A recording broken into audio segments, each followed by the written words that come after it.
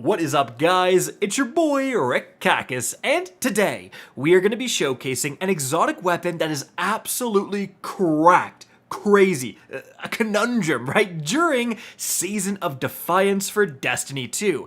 But here's the thing, no one is using this. Like, I don't think I've seen a single other person with this weapon equipped, and guys, I wasn't even using this.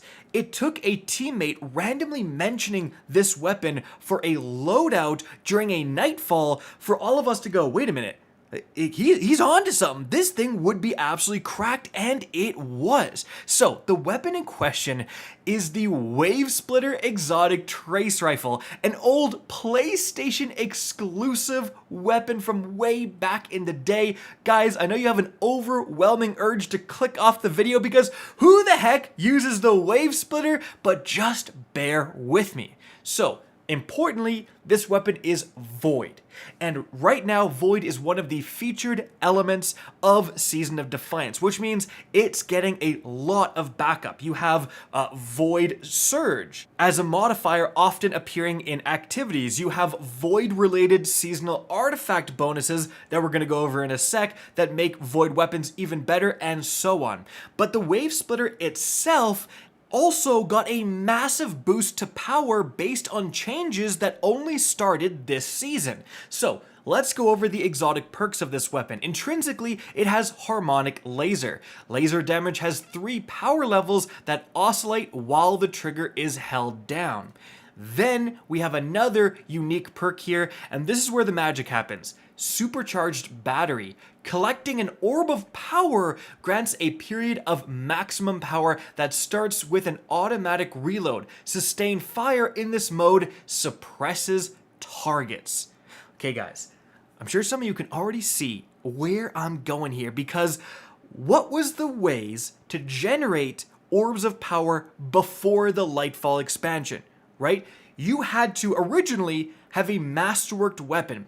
Well, the WAVESPLITTER does not have an exotic catalyst, so that meant when using this weapon that was completely reliant on collecting orbs of power, you could not generate orbs of power with itself. Like, by using the weapon, you couldn't make orbs of power. Then Bungie changed that, and you had to specifically put on a helmet armor mod that would enable weapons of a certain elemental type to start producing orbs of power. But this was during the time of elemental wells, charged with light, war mine cells, etc. And so a lot of people just didn't even bother with these mods. But now, with Lightfall and the armor charge system, all people are doing is making orbs of power. Every single build wants to become armor charged. And so there are more orbs of power right now than I think ever before in Destiny 2's history. Everyone is running siphon mods. They're also running mods where their grenades make orbs of power, where their melees make orbs of power. Everyone is spitting out orbs of power like crazy. And so the WAVESPLITTER that completely relies on picking up those orbs of power, if there's more than ever before, it is better than ever before. And guys, it really is nuts. You are picking up those orbs of power that you want to be doing anyways, that you're going out of your way to do anyways to get armor charges, and then the WAVESPLITTER is going to massively improve its damage. It's going to instantaneously reload its 100 round magazine, and if you shoot it for just a couple of seconds, it will start suppressing targets.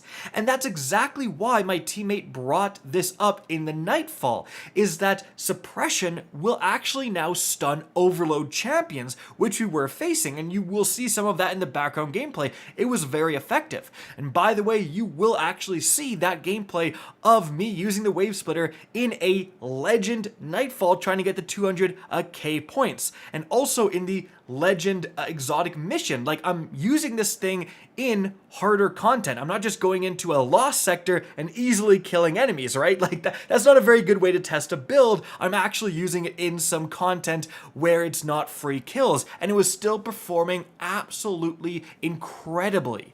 And this performance is only amplified with what I mentioned earlier, the seasonal artifact perks. So, I talked about these before, that they were, in my opinion, the best overall seasonal artifact perks you could possibly unlock to boost your Void build to the stratosphere. Like, these 3 perks, almost every single person in my fire team during the raid day 1 used. We've been using them non-stop. They are just so powerful. The first one, Volatile Flow. Picking up an Orb of Power grants your Void weapons volatile rounds. Let's stop there for a bit. What could be more perfect when using the Wave Splitter, a weapon that you want to be getting Orbs of Power, than Volatile Flow? It's also just completely enabling itself for doing what you want to be doing anyways. And the Wave Splitter, when it's in its extra powerful mode, suppressing guys, doing a ton of damage, and now we have volatile rounds as well, it is slapping so hard. But in addition to that, we also get bricks from beyond, and this is also fantastic. Defeating a powerful combatant with a void weapon has a chance to generate heavy ammo for you and your teammates. So while using the Wave Splitter, even if you have, let's say, a hothead, right, an arc rocket launcher, whatever other heavy you want to use, you're gonna get a ton of bricks for that heavy just by using the Wave Splitter, just by using a capable void weapon. And then after that, we also have Void Weapon Channeling. So you gain a temporary bonus to Void Weapon damage when you defeat a target with a Void Weapon, as long as you have 1 or more of your abilities recharged. And if you have all 3, you get the biggest bonus.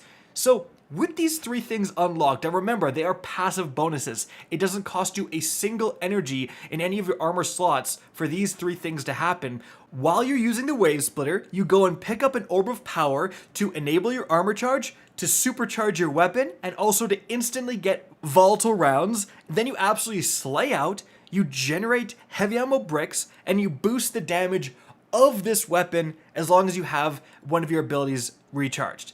Like, that is such an incredible combo.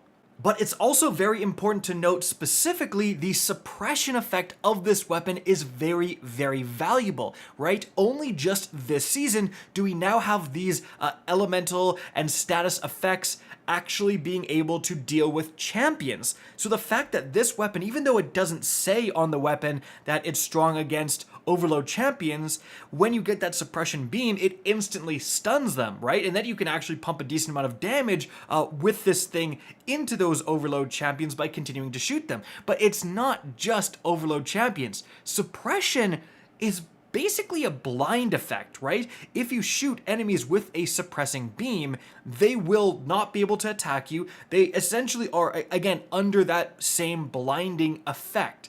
And so you can see there's an instance in the background gameplay where I just kind of spray down a bunch of guys, Minotaurs, Wyverns, all these guys, and they're all just suppressed, right? I don't have to hit them for a long time. Just a couple of rounds on a target will suppress them. And so with a Trace Rifle, when it's in that suppression mode, you can literally sweep it across your screen and essentially blind suppress everyone in front of you. Like, that's an actual legitimate crowd controlling ability from this weapon that I think a lot of people are not really realizing that it is capable of doing.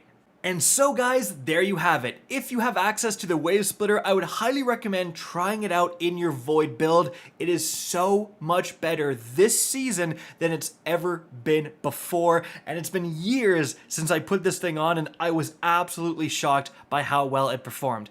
That is it for the video. Hope you enjoyed and found this informative. If you did, please remember to help me out by simply rating and especially sharing this video. If you guys want to see more Destiny 2 content similar to this, don't be afraid to slap that subscribe button. If you want to get in touch with me and keep up to date with the latest channel activity, the best way is to follow me on Twitter at RickCacus. That is linked in the description down below. Again, I hope you enjoyed the video, and as always, have a good day.